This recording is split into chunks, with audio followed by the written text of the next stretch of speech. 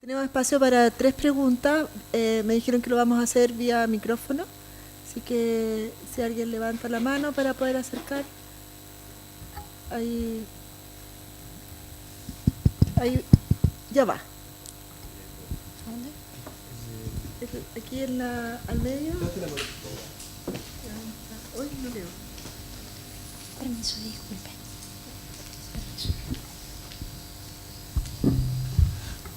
¿Aló? Hola. ¿Aló? Sí. Bueno, mi pregunta va también por las personas con discapacidad visual y la accesibilidad laboral, pero como profesionales.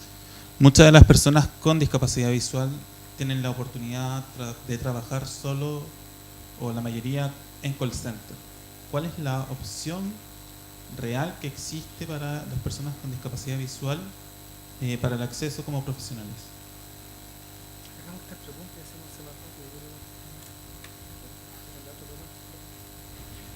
Yo creo que esta es más para ti. Sí. No, yo creo que hagámoslo de una. Cortita, nuestro mayor problema, fíjate que cuando se va a contratar, si son de los niveles bajos, no tenemos problemas, y eso lo sabemos. Cuando aparecen los profesionales, donde más tenemos problemas, por lo que dijeron el dato duro acá. Las funciones de profesionales ha accedido menos la gente. Y en el tema de la discapacidad visual, efectivamente, están destinados a ese nicho, pero no es un nicho que sea real. Experiencias de empresas con las que trabajamos pueden hacer funciones de contabilidad a través de todas estas herramientas que existen y son tan capaces para realizar otras funciones. Pero hay un tema que no es explicable, el por qué solamente están destinados a las labores que tú has dicho de call center. Catherine quiere añadir algo. Me gustaría saber el nombre de la persona que hizo la pregunta. Carlos. Como ya sabes, mi nombre es Catherine y la verdad es que este tema se tocó en una reunión que tuvimos con el Ministerio del Trabajo, porque la verdad es que siempre se capacita a las personas con discapacidad en call center u otras líneas como oficios, ¿ya?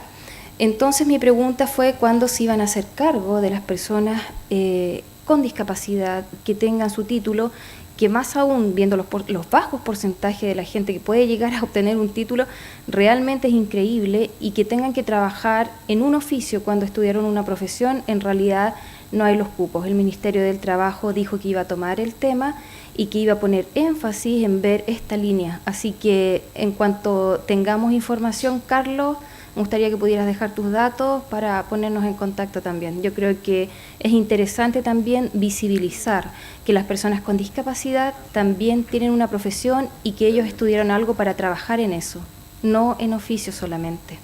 Eso es mi respuesta. Cortito. Ese es una promesa, pero ojo, no sea la gran promesa. Todos los cursos formateados por el Ministerio del Trabajo a través de CENSE para dar cursos a personas con discapacidad se les consultó a empresas que no tienen experiencia en contratación de discapacidad. Y se lo hemos dicho, consulten a los que han contratado para que no hagan los mismos oficios que no van a poder acceder. Ese problema todavía ellos no lo subsanan. Lo que pasa es que yo hago los cursos de capacitación para personas con discapacidad visual y la mayoría, si es que no el 100% de esos cursos, son de atención al cliente en call center. ¿Se los formatearon? Mira, tenemos 2 preguntas más y no tengo más de 5 minutos para contestarlas. Entonces, yo les pido que hagamos lo otro de tener escrito y después lo podemos contestar. Allá es la otra. Hola, buenas tardes. Mi nombre es Natalia, soy kinesióloga y mi pregunta va a Rodrigo. Se sabe que un amplio grupo de la población de personas en situación de discapacidad están altamente vinculados a lo que es pobreza y vulneración socioeconómica. Teniendo eso en cuenta, ¿de qué manera podemos acceder a las tecnologías y ayudas técnicas tan válidas como las que tú propones? Porque, que yo sepa, hay financiamiento de parte del SENAI a algunas ayudas técnicas, sin embargo estas yo creo que no están contempladas, lo hablo desde la ignorancia. ¿Y de qué manera esto podría ser fomentado? ¿Hay algunas políticas que se están orientando a ese tipo de accesos? ¿Y cómo lo haríamos en regiones, por ejemplo, donde la tecnología es bastante escasa hay dificultad de acceso y sobre todo desde el punto de vista económico, porque el gran grueso de la población en situación de discapacidad no tiene acceso laboral, como lo vemos hoy en día, y la pobreza y discapacidad es como un círculo vicioso. En realidad, pese a que comparto en parte tu visión, he tenido la suerte de tener la visión contraria. Muchas veces, por ejemplo, asesorando a estudiantes universitarios, que es una de las labores que desarrollo, me he encontrado con que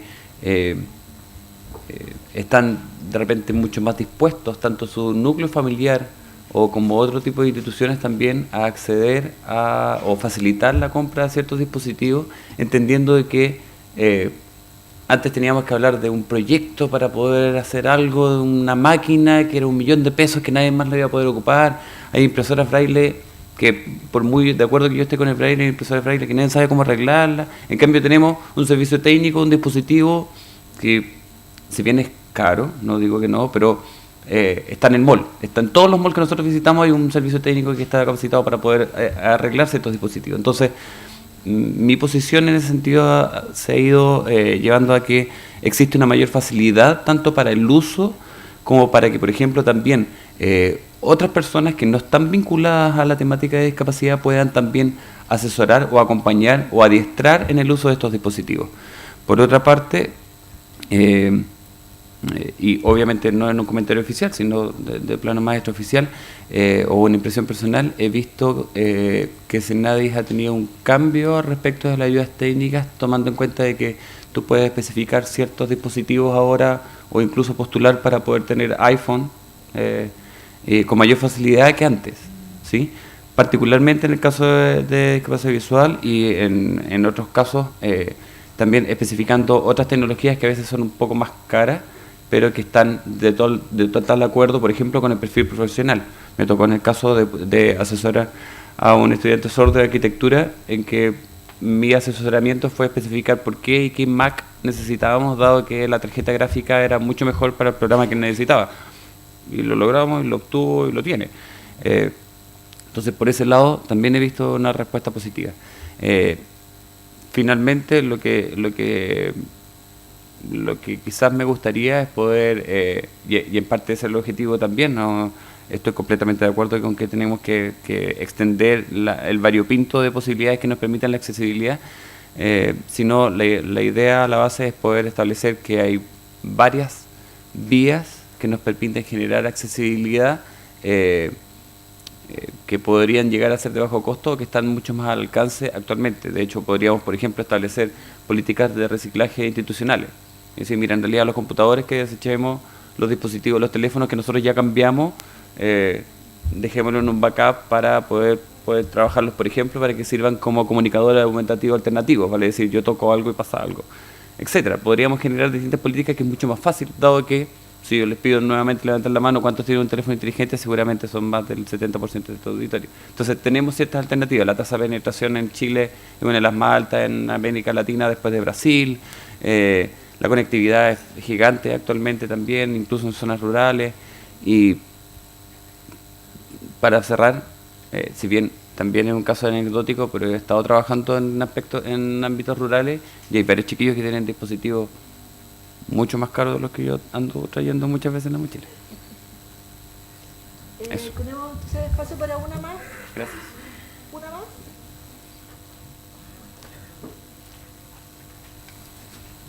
Bueno, muchísimas gracias, felicitaciones al panel por la exposición que han realizado. Quisiera saber sobre la opinión que tienen de la obligatoriedad, de las normas de obligatoriedad de contratación de personas con discapacidad. Yo soy Andrés Icaza de Ecuador. Nosotros en el Ecuador tenemos la norma en la cual obliga a las empresas a contratar personal en virtud de el número de empleados que tenga, un porcentaje con personas con discapacidad. Esto ha generado un efecto muy positivo en la inclusión de personas con discapacidades dentro del ámbito laboral. Yo creo que para Hernán y también para Catherine, para saber qué opina desde la Hernán primero. La opinión que te voy a dar es la opinión que se está discutiendo en la comisión. La Comisión de Discapacidad es una mesa para lograrle tripartita. Es una mesa que participa el gobierno, está el Ministerio de Educación, está Senadi, Ministerio del Trabajo, entre otros, y sociedad civil, instituciones como ASH, mutuales, etcétera. Somos una mesa amplia y desde así llevamos más de 23 años. Esa opinión se está discutiendo ahí, es la que te puedo dar, no es la opinión de la SOFOFA del gremio, para aclarar. La experiencia nos dice de que la inclusión de personas con discapacidad requiere un pool de muchas alternativas. Tú tienes una opinión desde Ecuador positiva de la ley de cuota. Nosotros hemos conversado con otra gente de Ecuador, dicen que es lo contrario, que ha generado efectos perversos, que significa poco menos que compran los empresarios cuotas para tenerlo en la casa de las personas, lo cual va contra la dignidad de ellos. O sea, hay mucha experiencia y hay evidencia, sobre todo en los latinoamericanos, que la cosa es un fracaso porque no logra la dignidad de contratarlo, tenerlo en el lugar de trabajo y que haga una carrera como cualquier otro, sino que más bien se les pasa dinero para que estén en la casa o los tienen los menores. Hay muchos casos, Millán, son efectos perversos. Sin duda que políticamente te la compran todo, o sea, indudablemente que sacáis votos diciendo vamos a la contratación. El problema es que si se hace eso por sí solo es un error. Tienen que haber muchas otras alternativas. Porque si tú haces por contratar, ¿y dónde va a haber todo el proceso de acompañamiento para que determinados tipos de discapacidades que no son personas por sí solas valentes, sino que necesitan apoyos? ¿Cómo tal todo el tema de la accesibilidad, que significan inversiones, adecuación en el puesto de trabajo, capacitaciones? Porque aquí en Chile, si fuera así, se abre la cuota y te van a decir la empresa, pero yo necesito profesionales. Hay un 2% que están diciendo acá que son profesionales.